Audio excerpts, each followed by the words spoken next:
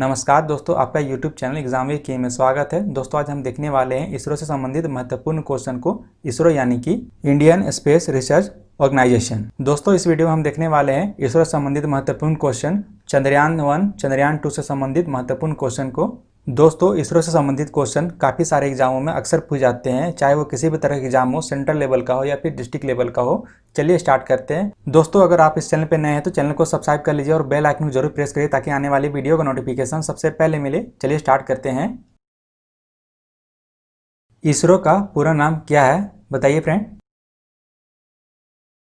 इसका आंसर हो जाएगा इंडियन स्पेस रिसर्च ऑर्गेनाइजेशन, यानी कि भारतीय अंतरिक्ष अनुसंधान संगठन। और इसरो को स्थापित यानी गठन कब किया गया? 15 अगस्त 1969 को, इन कोर्स पर 1962 के रूप में। और फ्रेंड इसरो का मुख्यालय कहाँ पे स्थित है? बेंगलोर कर्नाटक में। और फ्रेंड इसरो के प्राथमिक अंतरिक्ष बंदरगाह है सतीश धवन अंतरिक्ष केंद्र, श्रीहरिकोटा, आंध्र प्रदेश। और इसके वर्तमान में और फ्रेंड वहाँ के प्रशासक यानी कि डायरेक्टर जो है डॉक्टर के शिवान वहाँ के निर्देशक हैं। चलिए अब नेक्स्ट क्वेश्चन की ओर। भारतीय अंतरिक्ष कार्यक्रम का संस्थापक जनक किसे माना जाता है बताइए फ्रेंड। इसका आंसर है डॉक्टर विक्रम साराभाई को भारत में अंतरिक्ष कार्यक्रमों का संस्थापक जनक माना जाता है। इन्हें अंतरिक्ष का पितामह भी कहा जाता है।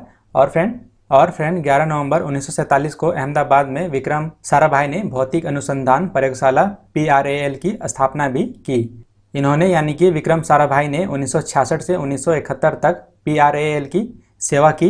फ्रेंड इसमें नेक्स्ट है डॉक्टर साराभाई द्वारा स्थापित काकतीय सुविख्यात संस्थान कौन कौन से हैं, चलिए देखते हैं।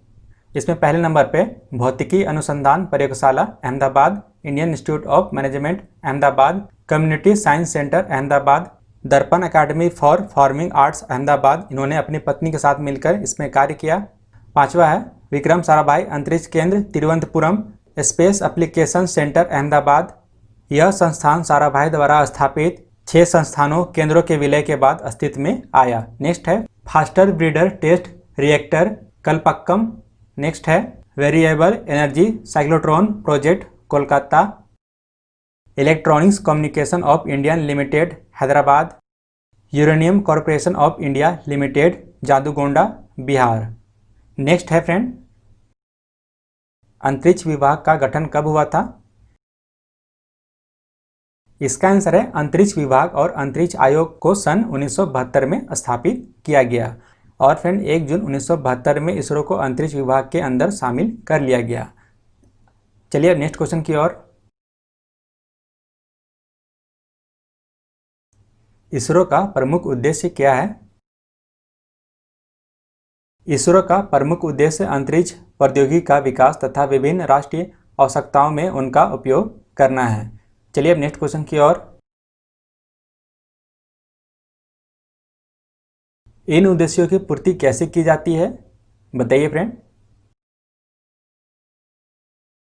इसरो ने 2 प्रमुख अंतरिक्ष प्रणालियों की स्थापना की है, जिसमें है संचार, दूरदर्शन, प्रसारण तथा मौसम विज्ञान सेवाओं के लिए इनसेट और संसाधन, मॉनिटरण और प्रबंधन के लिए भारतीय सुदूर संवेदन उपग्रह प्रणाली। इसरो ने अभिष्ट कक्ष में इनसेट और IRS की स्थापना के लिए 2 उपग्रह प्रमोचन यान PSLV GSLV विकसित किया है।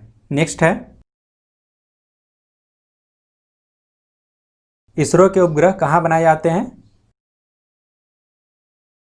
इसका आंसर है उपग्रहों को इसरो का उपग्रह केंद्र आईजेक में बनाया जाता है। चलिए अब नेक्स्ट क्वेश्चन की ओर। रॉकेट प्रमोचन यान कहाँ बनाए जाते हैं? इसका आंसर है रॉकेट प्रमोचन यान विक्रम साराभाई अंतरिक्ष केंद्र VSSC तिरुवनंतपुरम में बनाए जाते हैं। चलिए अब नेक्स्ट क्वेश्चन की ओर। रॉकेट का प्रमोचन कहाँ किया जाता है? इसका आंसर है इसरो की प्रमोचन सुविधा SDSC सार में स्थित है, जहां से प्रमोचन यानों और परिज्ञापी रॉकेटों का प्रमोचन किया जाता है। तिरुवनंतपुरम स्थित टल्स में भी परिज्ञापी रॉकेटों का प्रमोचन किया जाता है। चलिए नेक्स्ट क्वेश्चन की ओर। किस प्रकार उपग्रह आंकड़ों का आदेश दिया जा सकता है? इसका आंसर है राष्ट्रीय सुदूर संवेदन केंद्र हैदराबाद से आंकड़े प्राप्त कर सकते हैं और अधिक जानकारी के लिए आप इस वेबसाइट पे विजिट कर सकते हैं। चलिए अब नेक्स्ट क्वेश्चन की ओर।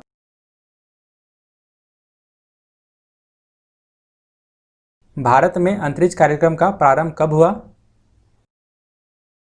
इसका आंसर है भारतीय अंतरिक्ष कार्यक्रम का प्रारंभ तिरुवनंतपुरम के निकट थुम्बा भूमध्य रेखीय रॉकेट प्रमोचन केंद्र टल्स में हुआ। चलिए अब नेक्स्ट क्वेश्चन की ओर। रॉकेट प्रमोचन केंद्र के रूप में थुम्बा का चुनाव क्यों किया गया? इसका आंसर है पृथ्वी की भूचुंबकीय भूमध्य रेखा थुम्बा से होकर गुजरती है। चलिए नेक्स्ट क्वेश्चन की ओर।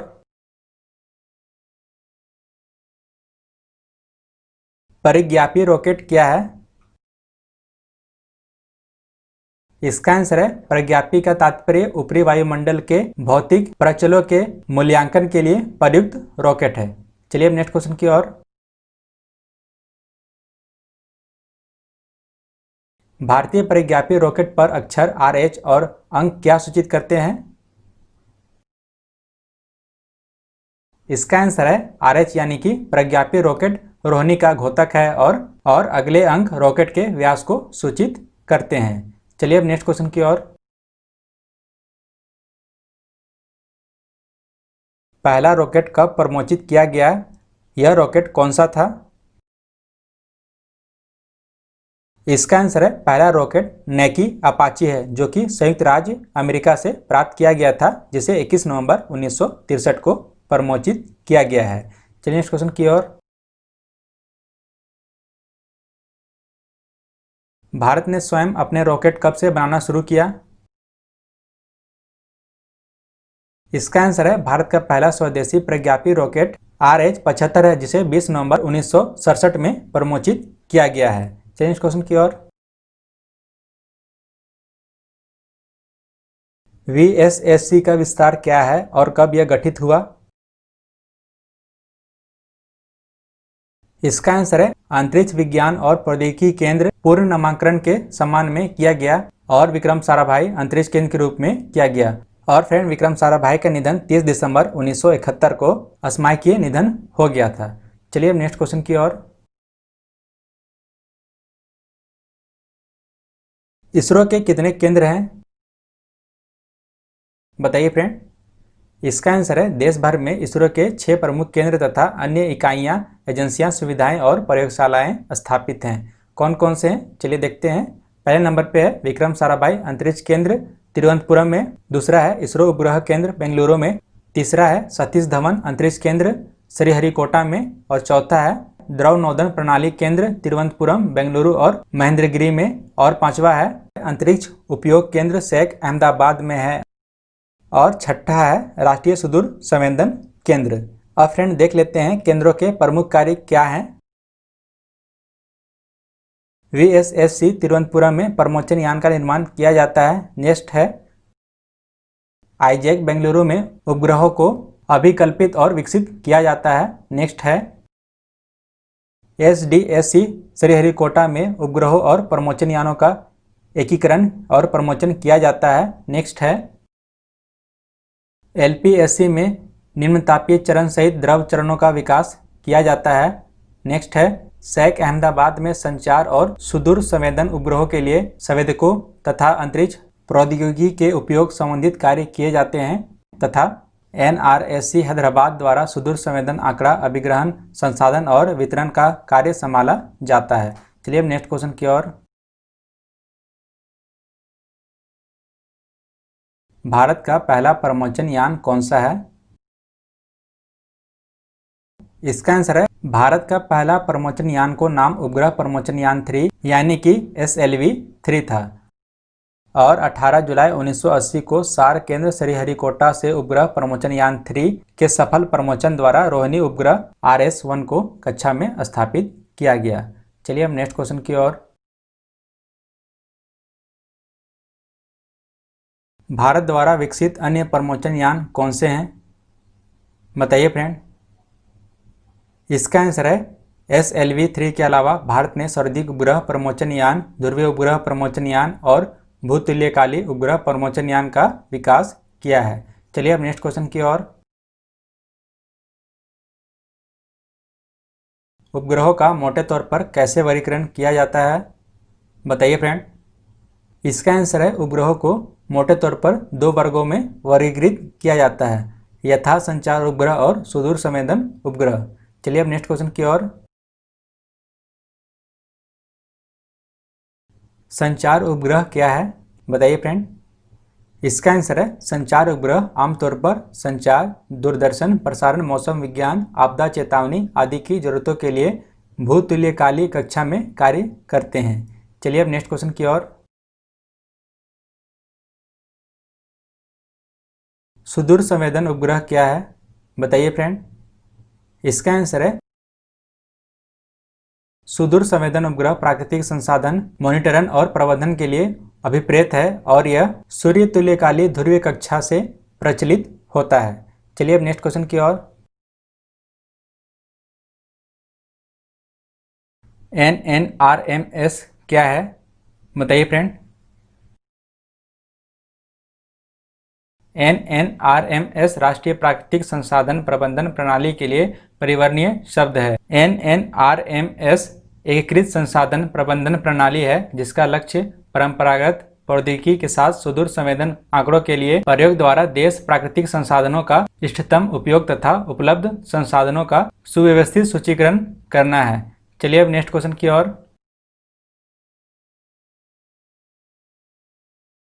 पहला भारतीय उपग्रह का नाम क्या है? बताइए फ्रेंड।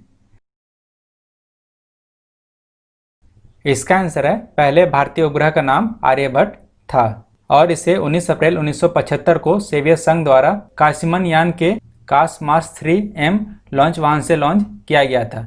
चलिए अब नेक्स्ट क्वेश्चन की ओर।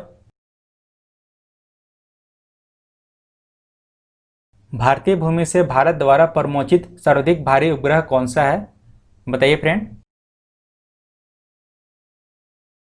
इसका आंसर है 2 सितंबर 2007 को GSLV F-04 द्वारा प्रमोचित 2130 किलोग्राम भार वाला उपग्रह इनसेट 4CR भारत द्वारा प्रमोचित सर्वाधिक भारी उपग्रह है। चलिए अब नेक्स्ट क्वेश्चन की ओर। अब तक कितने प्रमोचक रॉकेट के प्रमोचन संपन्न हुए हैं? बताइए फ्रेंड। इसका आंसर है अब तक यानी कि मार्च 2013 तक 38 प्रमोचक रॉकेट मासिन संपन्न हुए हैं। चलिए अब नेक्स्ट क्वेश्चन की ओर। भारत द्वारा कितने उपग्रह प्रमोचित किए गए हैं? बताइए फ्रेंड। इसका आंसर है अब तक मार्च 2013 के अनुसार भारत के 68 और 35 विदेशी उपग्रह कक्षा में स्थापित किए गए हैं। चलिए नेक्स्ट क्वेश्चन की ओर। भारत का पहला प्रचलित प्रमोचक रॉकेट कौन सा है? बताइए फ्रेंड। PSLV भारत का पहला प्रचलित प्रमोचक रॉकेट है। अब तक इसकी 3 विकासात्मक उड़ानें और 8 कार्यकारी उड़ानें संपन्न हुई है। चलिए नेक्स्ट क्वेश्चन की ओर।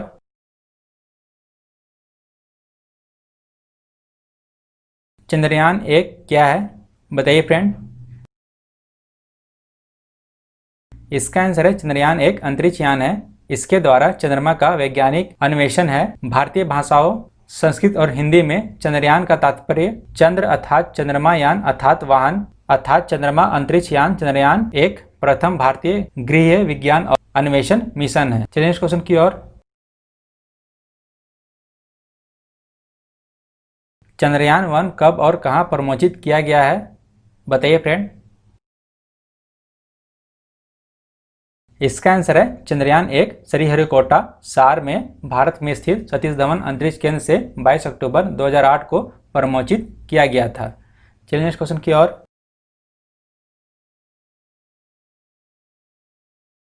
चंद्रयान मिशन 1 के समय इसरो के अध्यक्ष कौन थे? बताइए फ्रेंड। इसका आंसर है जी माधवन नायर। चलिए नेक्स्ट क्वेश्चन की ओर। चंद्रयान 1 को किस रॉकेट के जरिए लॉन्च किया गया? बताइए फ्रेंड। इसका आंसर है PSLV C11 के द्वारा। चलिए नेक्स्ट क्वेश्चन की ओर।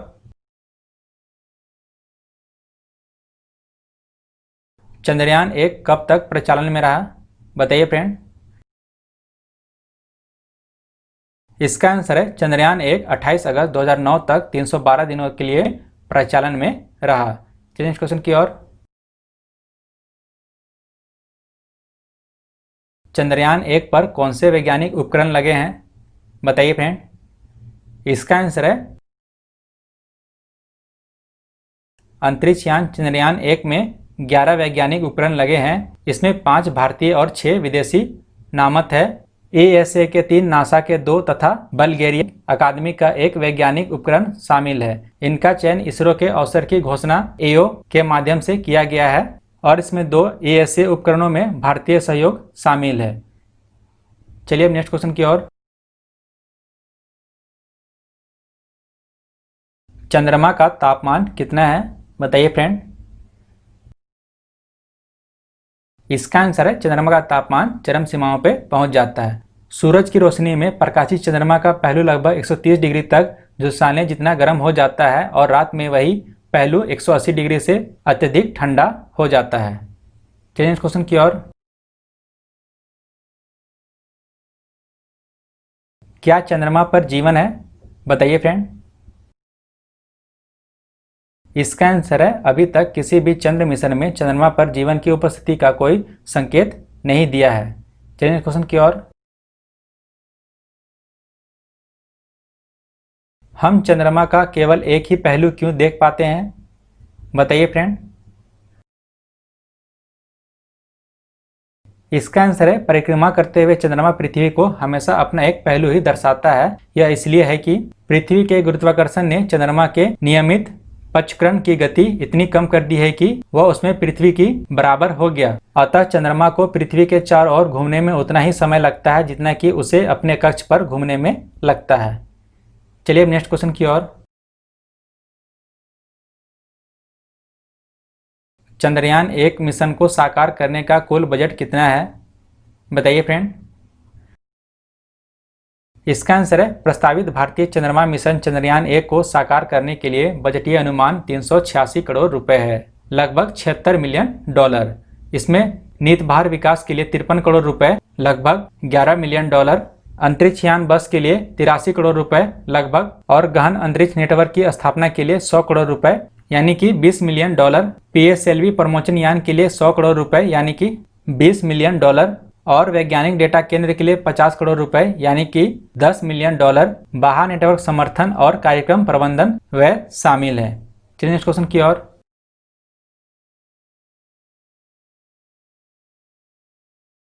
एक्ट्रिक्स क्या है? इसका आंसर है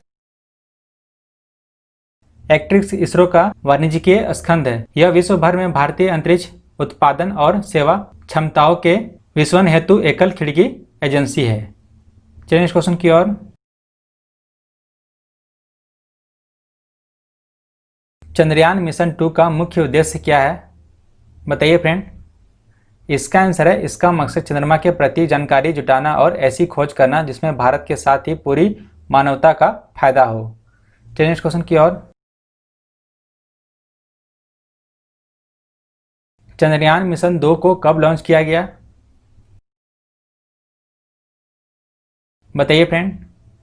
इसका आंसर है 22 जुलाई 2019 को। चलिए क्वेश्चन की ओर। चंद्रयान मिशन 2 अभियान को भारत के किस शक्तिशाली रॉकेट से लॉन्च किया गया है? बताइए फ्रेंड। इसका आंसर है GSLV Mk3 के द्वारा। चलिए क्वेश्चन की ओर। चंद्रयान मिशन 2 को भारत की कौन सी संस्था लॉन्च कर रही है? बताइए फ्रेंड। इसका आंसर है इसरो। चलिए क्वेश्चन की ओर। चंद्रयान मिशन 2 को किस अंतरिक्ष केंद्र से प्रक्षेपित किया गया है? बताइए फ्रेंड। इसका आंसर है श्रीहरिकोटा स्थित प्रक्षेपण केंद्र से। चलिए क्वेश्चन की ओर।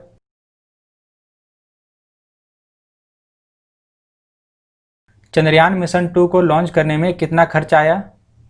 बताइए फ्रेंड। इसका आंसर है 978 करोड़। चलिए क्वेश्चन की ओर। चंद्रयान मिशन 2 चंद्रमा में कहाँ पे उतरना था? बताइए फ्रेंड। इसका आंसर है दक्षिणी ध्रुव पर। चलिए नेक्स्ट क्वेश्चन की ओर। चंद्रयान मिशन 2 की सहायता से चांद के दक्षिणी ध्रुव पर उतरने पर विश्व में भारत का कौन सा स्थान रहा है? बताइए फ्रेंड। इसका आंसर है प्रथम। चलिए नेक्स्ट क्वेश्चन की ओर। सतीश धवन अंतरिक्ष केंद्र कहाँ स्थित है? बताइए फ्रेंड। इसका आंसर है श्रीहरिकोटा, आंध्र प्रदेश में। चलिए नेक्स्ट क्वेश्चन की ओर।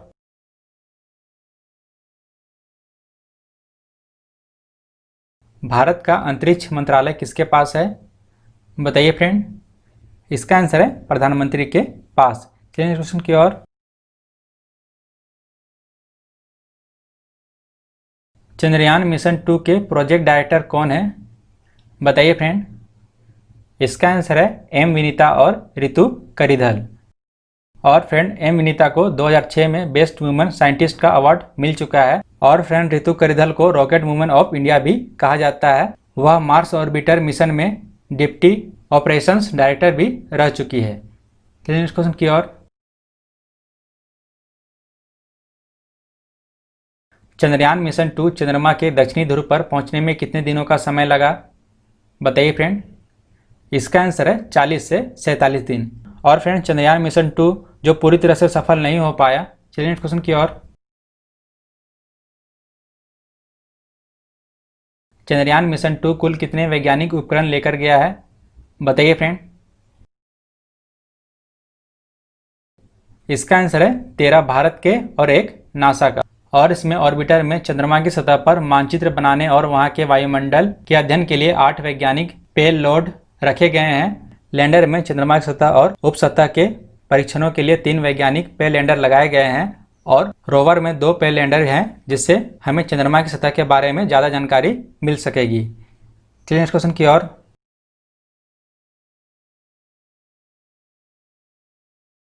चंद्रयान मिशन 2 अभियान भारत का चंद्रमा के लिए कौन सा मिशन होगा? बताइए फ्रेंड। इसका आंसर है दूसरा। चलिए नेक्स्ट क्वेश्चन की ओर।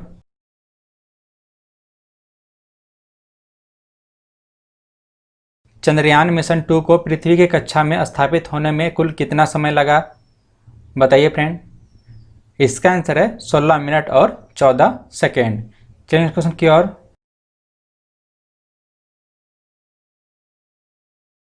चंद्रयान मिशन 2 में किस देश की तकनीक का पूर्ण रूप से प्रयोग किया गया है? बताइए फ्रेंड। इसका आंसर है भारत का, जिसमें स्वदेशी तकनीक का उपयोग किया गया है। चलिए नेक्स्ट क्वेश्चन की ओर।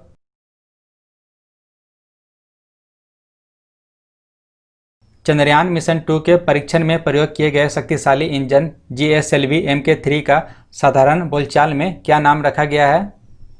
बताइए फ्रेंड। इसका आंसर है बाहुबली। चलिए क्वेश्चन की ओर। चांद मिशन चंद्रयान 2 के बाद इसरो का अगला मिशन आदित्य L1 है। इसका आंसर है सूर्य का मिशन। चलिए क्वेश्चन की ओर। आदित्य L1 को किस वर्ष पूर्ण करने का लक्ष्य निर्धारित किया गया है? बताइए फ्रेंड। इसका आंसर है 2020 में। चलिए क्वेश्चन की ओर।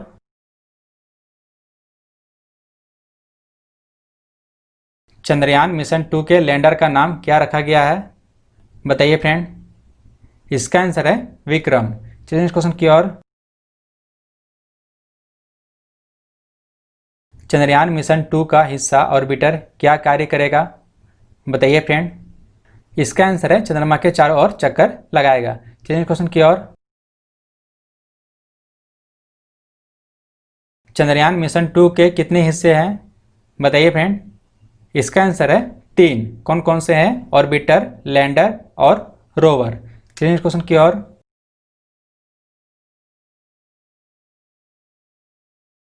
GSLV Mk3 का वजन कितना है? बताइए फ्रेंड। इसका आंसर है 640 टन। चलिए क्वेश्चन की ओर।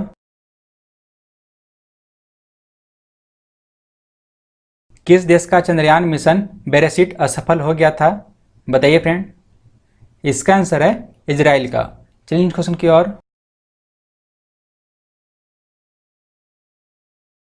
चांद पर कदम रखने वाला पहला इंसान कौन था? बताइए फ्रेंड। इसका आंसर है नील आर्मस्ट्रॉन्ग। चलिए नेक्स्ट क्वेश्चन की ओर। चांद पर कदम रखने वाला पहला इंसान नील आर्मस्ट्रॉन्ग किस अंतरिक्ष यान से चंद्रमा पर उतरे थे? बताइए फ्रेंड। इसका आंसर है अपोलो 11 से। चलिए फ्रेंड, आज के लिए इतना ही। मिलते हैं नेक्स्ट वीडियो में। वीडियो अच्छा लगा हो तो लाइक करिए और अपने फ्रेंड तक जरूर शेयर करिए।